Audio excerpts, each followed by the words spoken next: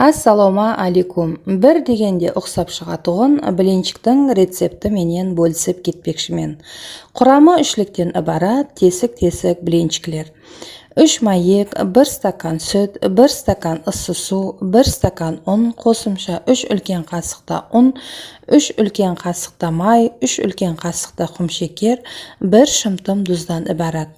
3 майекті шағып, құмшекер тұз салып, венчикте араластырамыз.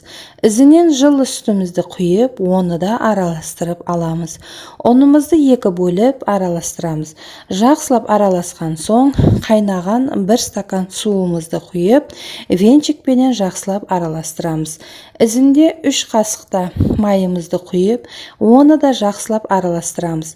Қызып тұрған табамызға аз-маз май жағып алып, шөмішпенен өлшеп құйып, табамызды айландырып, блинчиклерімізді жұқалап жайып пісіріп аламыз. Әрбір блинчикті пісіргенде табамызды қыздырып, соң құйып пісіріп аламыз. Әммеге жағымлы іштей сау болың. Егерде блинчиктің рецепті ұнаған болса, төмендегі жүрекшені басуды ұмытпаң.